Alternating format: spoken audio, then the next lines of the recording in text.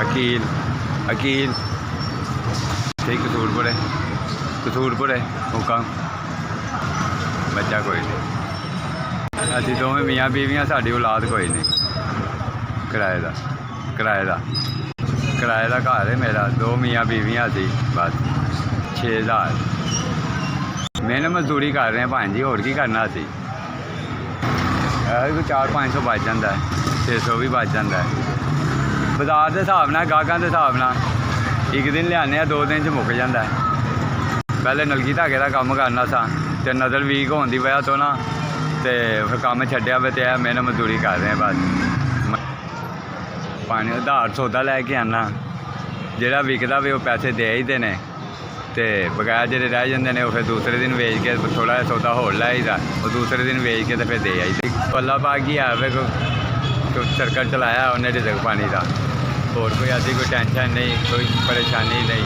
बस यही है कि अल्लाह पाक रिजक दवे हक लाल का दवे थोड़ा दवे 2 टाइम दवे 3 टाइम ना दवे 2 दवे हक लाल का दवे बस। और साढ़े को इन्ने चौके तो है नहीं कि अभी कोई गड्डियाँ चलाइए या कोई अपना कोई कारोबार अच्छा कर सकीए कि इन्नी आमदन नहीं गई कि जिन्ने के खर्चे है ने मुश्किल ना रोटी पूरी करने पे। गरीब आदमी इज्जत की रोटी कमाई दी है मियाँ बीवी खा के तो सो जाने। 4000 रुपया दिया आपने मुझे 4000 रुपया तुम दिता जिन्हें भेजा। अल्लाह पाक उन्होंने इन्ना कि दवे किसी शायद ही उन्हें थोड़ ना हो। अभी तो झोली चुक के दुआव देंगे उन्होंने कि अल्लाह पाक उन्होंने 3 दुगना तो रात चुगनी उन्हें तरक्की दवे मालक की समझे।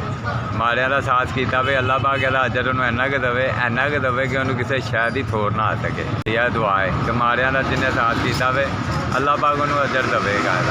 कि मैं सुबह का खलोता था 4000 रुपया मेरे लिए करोड़ा वर्गा वे। मैं सुबह का खड़ा था तो 400 रुपया मैं वटिया। SBS साड़ी बड़ी मेहरबानी तुम मेरे तक पैसे पहुँचाए ने। बहुत बहुत शुक्रिया जी थैंक यू।